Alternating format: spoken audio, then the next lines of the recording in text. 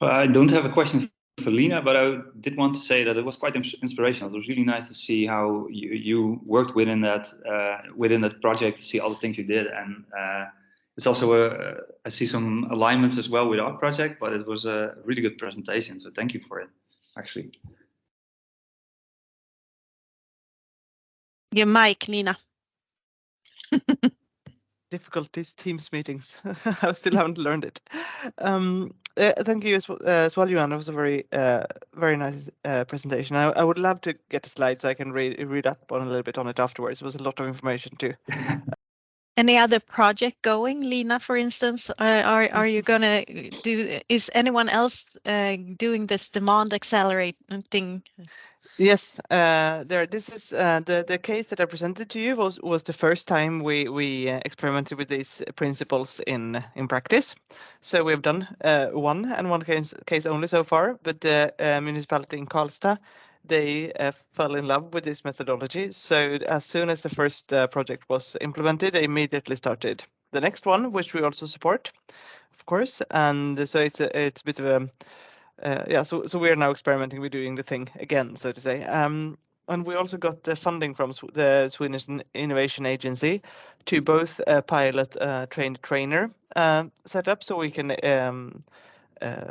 train other intermediaries, such as incubators and science parks, etc., to process lead these kind of processes together with their public sector partner. So we are piloting that in now this spring, and we also got funding to explore how this methodology can be used for driving circularity, for example, and more sustainability, because that's of course a topic, as you know, that is very relevant right now. And the hypothesis from the Sweden Innovation Agency is that this way of working, where you can also look at the possibilities of driving of being part of circular value chains, etc.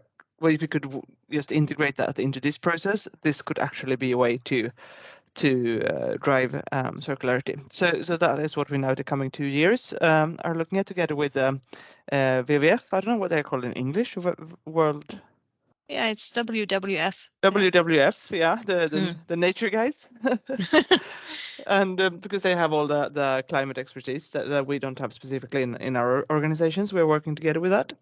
And then we're also looking at basically doing more process leading more cases both in Sweden and abroad. And we're into a couple of bigger consortia on European and Nordic level where they want to include this methodology in the projects. So hopefully, if we play our cards right, you will hear more from us. I mean, it was a first experiment to do. I mean, can you actually do this in a real procurement? Can you actually use these principles, etc.? And it turned very well out. And now we have to just show that it's not a one-off that we're not a one-trick pony, that we can do it again. Well, that sounds really good, because I think it is a very brilliant way to. I just talked to a small enterprise this Monday, and they said that it's also you put a lot of effort in to answer or give an offer, and then you get nothing in return if you don't get it. But in this way, with you giving a little bit of money during the process, I think that could be a really, really good incentive of getting small and medium-sized enterprises into these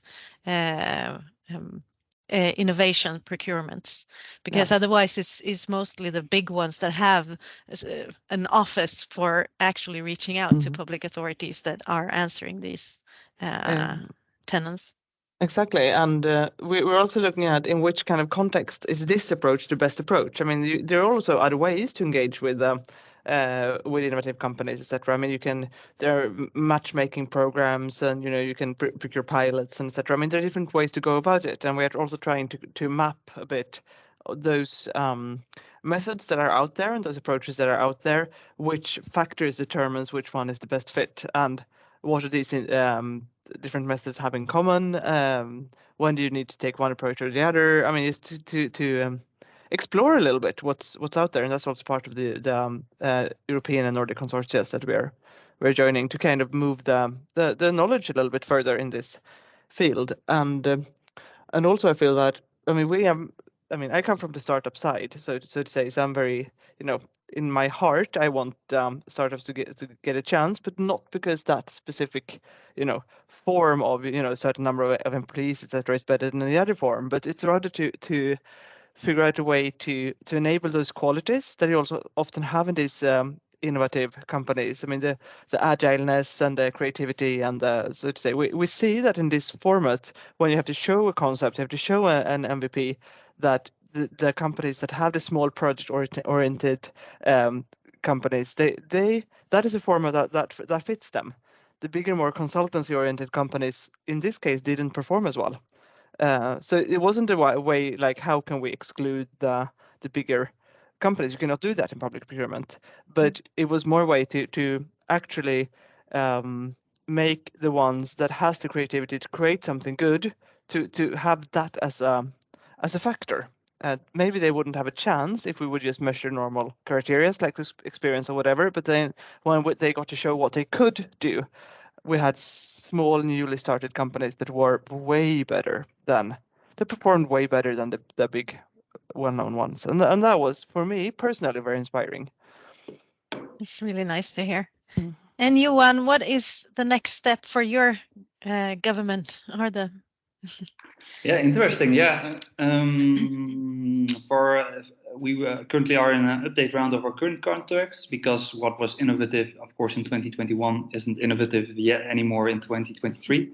So we try to update it on certain aspects on a criteria level, which we can, because we put a change procedure into place.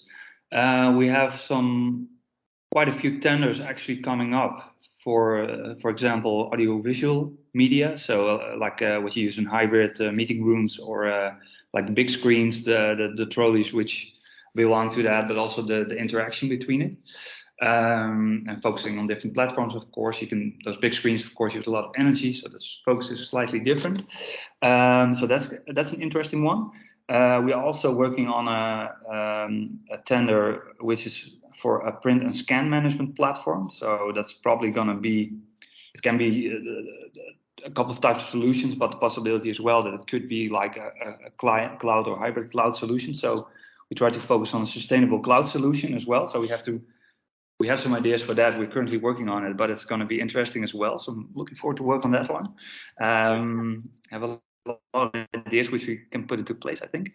And also printers is coming up. So that market is not only the product on itself, of course. You also focus on like how printers are being built, but also the usability of printing, print reduction programs, of course, but also focusing on the whole supply chain, probably from the device onto also the paper which is used within it, because you of course look for an optimum solutions which could eventually leads to less printing, less buying printers, and less using paper, of course, as well. So it's also in the behavior aspect. So that's going to be a nice one as well.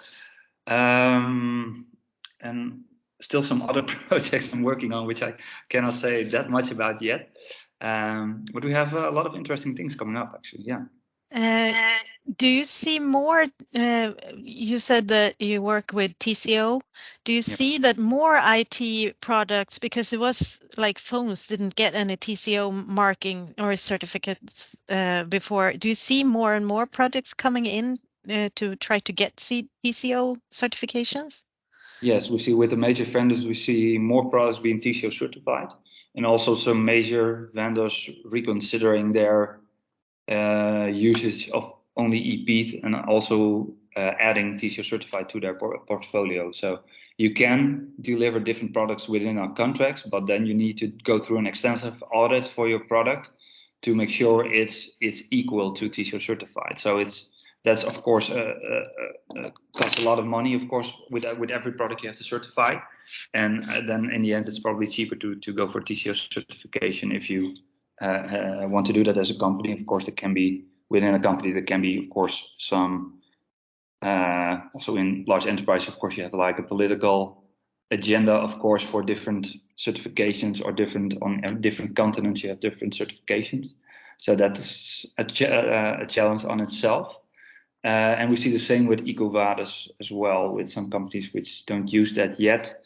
but are also considering now, and that's also always a slow process with those major companies, considering using that as well to give more insight into their the sustainability of course, their business.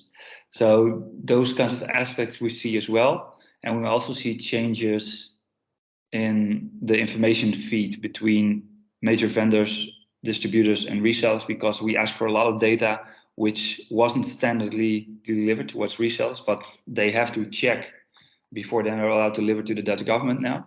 So you see some changes in those feeds as well. So you see on multiple different levels, you see changes starting to appear, and that's of course what we want to do. We want to create change. The goal is not to exclude companies, but the goal is to change the market, of course, and stimulate the market into a certain way. So we're pretty happy for what we see thus far, and I hope to see more and more of that in our yearly report we're now just received from all our vendors. So I'm very curious. Yeah, I really hope that this pushes the market forward, and that so that other public authorities also can purchase and put these demands on, and it's really nice to see. Yeah, sometimes I get the questions, can we see the tender and how it was written and the demands, yeah. Because so if that is possible in any ways for them to see what type of demands you put in, it would be really nice if you can share that. Can share it definitely, and if it's easier, I can share it in Word as well, because it's translated easier than working with PDF files, of course. So it's a Dutch PDF file doesn't it doesn't help much. But it works, and also collaborating international with each other, choosing same kinds of lineups as well. We also look, of course, to other countries what they're doing, and that helps, because if more countries start asking the same questions, you see change. The market changes more rapidly, of course, because the volume gets bigger and bigger, and volume is king in these kinds of markets. So that helps a lot. But we know that a lot of vendors are following what happened within our country, but also looks, of course, at some other countries which publicize tenders as well. So they're monitoring very closely what is happening. And the beauty of the IT market is that all those major vendors, of course, have similar supply chains, and they're looking closely towards each other as well. So if one changes something, the other ones are changing as well, because they don't want to lose the competitive advantage. So it's quite interesting to see how that game works. And the same with resellers as well. If our contract partners, for example, we're now in the phase that we have a 2+2 contract period, so 2 years and 2 years, and we're in the renewal phase now. So it's also the same with, of course, resellers who don't want to apply to higher ambitions. Yeah, it could be that they lose their contract, for example, because we have multiple parties, of course. So if they're not willing to achieve the same goals as we, as the Dutch government, that could lead to something like that.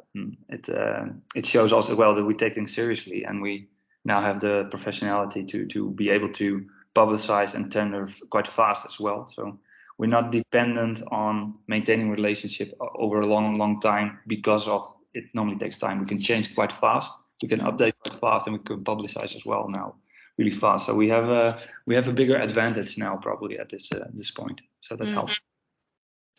And one final question for me, at least, is I don't know if I missed it, but did you put circularity demands in that they need to take back the product also when they have delivered one?